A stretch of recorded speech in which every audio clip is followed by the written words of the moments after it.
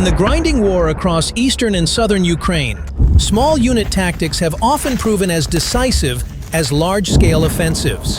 One of the most talked about examples in recent months has been the reported effectiveness of Ukrainian sniper teams, particularly those associated with the Azov Brigade, against Russian motorcycle troops deployed on exposed stretches of the front.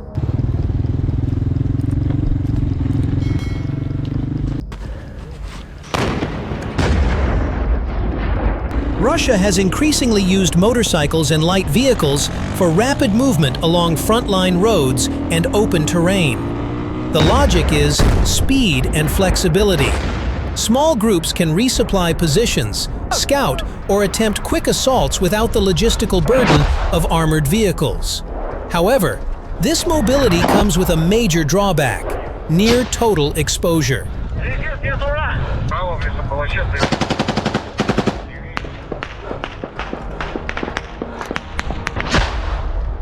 Unlike armored transports, motorcycle troops lack protection from artillery fragments, drones, and precision rifle fire.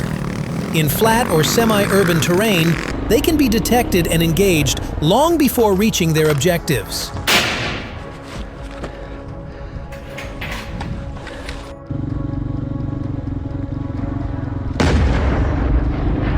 The Azov Brigade, now formally integrated into Ukraine's National Guard, has developed a reputation for disciplined infantry tactics, strong reconnaissance capabilities, and effective use of snipers. Ukrainian sources and battlefield footage suggest that Azov sniper teams have focused on disrupting Russian movement corridors, especially where motorcycles and light vehicles are used.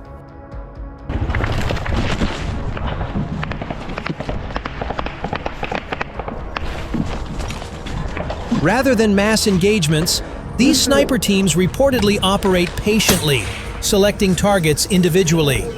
By engaging riders one by one, they can halt entire movements, forcing following units to retreat or abandon equipment. In modern warfare, stopping movement can be as impactful as destroying hardware.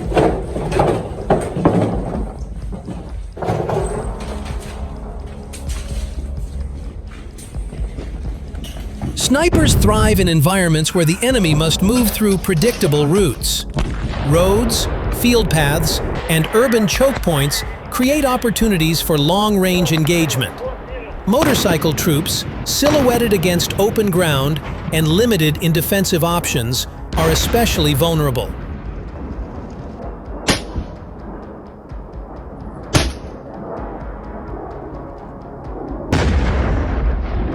According to Ukrainian military analysts, the psychological impact is as important as the physical losses. When troops know that movement may trigger unseen fire, hesitation sets in. This slows operations, complicates command decisions, and reduces overall effectiveness, even without large casualty numbers.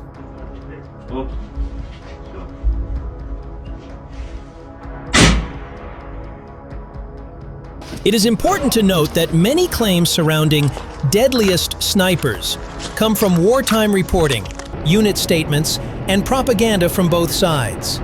Independent verification is often difficult. However, the broader trend is clear. Lightly protected troops face extreme risks on a battlefield saturated with drones, optics, and precision weapons.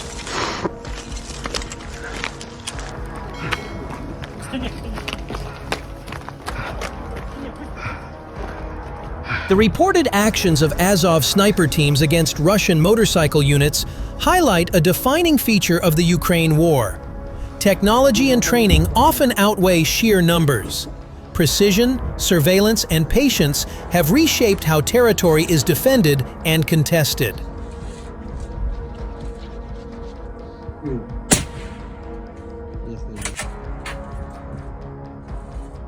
Whether or not any single sniper or unit deserves the label deadliest, the underlying lesson remains stark.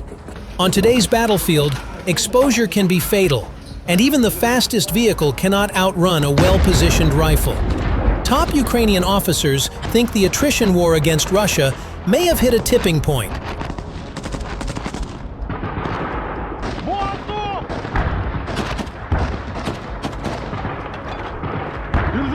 Ukraine's drone forces, for the first time in the war, killed or seriously wounded more Russian soldiers in a month than the Kremlin was able to recruit, Army Commander General Alexander Syrsky said on Tuesday. Last December was the first month when the Unmanned Systems Forces, USF, of the Armed Forces of Ukraine, AFU, neutralized approximately as many servicemen of the occupation army as Russia called up for a month.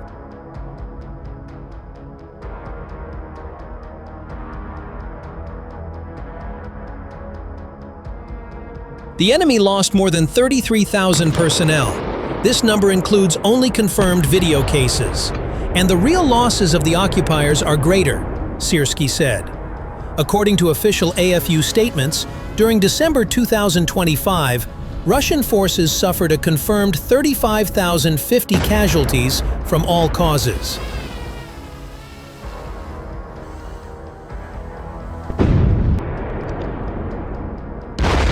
The Icelandic researcher Ragnar Gudmundsson, in figures published on Tuesday that generally matched Syrsky's figures, estimated total Russian personnel losses for 2025 at 416,550 men, of whom about 110,000 died.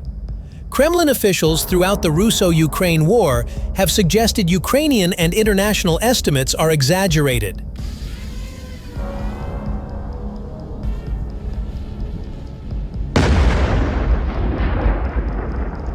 However, a December 19th analysis published by the independent media Zona Group, using verifiable data like death notices, obituaries, and funeral invitations, said confirmable reports of killed Russian service personnel in 2025 had increased 40% over 2024 and stood at 156,000 lost in action or hospital.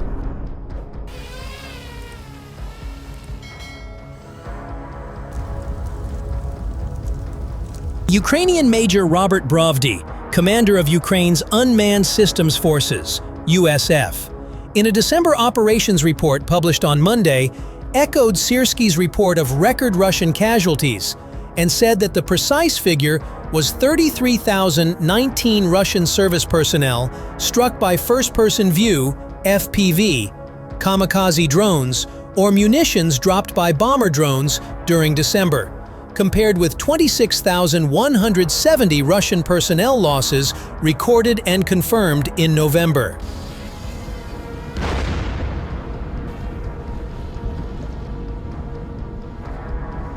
During December, drone operations had been some of the most intense of the war, with more than 339,000 individual flight missions completed by USF flying drones, and 2,100 missions carried out by ground drones, he said.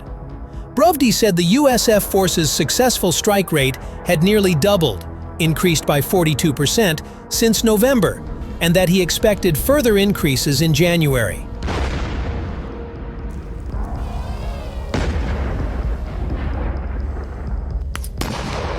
A former businessman originally volunteering as a private soldier in 2022 and now overall commander of Ukraine's drone forces, Brovdy, in public statements, has said he believes Ukraine can defeat Russia if its drone forces kill or wound Russian soldiers faster than the Kremlin can recruit them.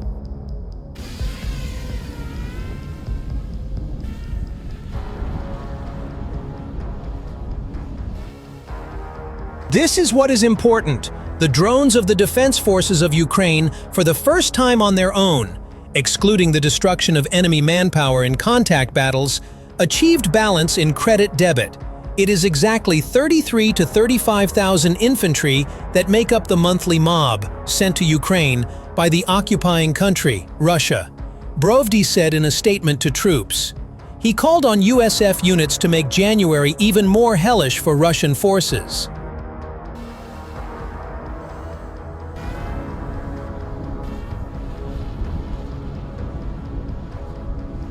Syrsky's and Brovdy's statements on Russian recruiting and replacement figures matched independent and open-source estimates of total numbers of men entering the Russian army's ranks every month, but were lower than some Kremlin claims. Russian President Vladimir Putin In May 2025, comments reported by TASS said up to 60,000 people volunteer to join Russia's armed forces monthly.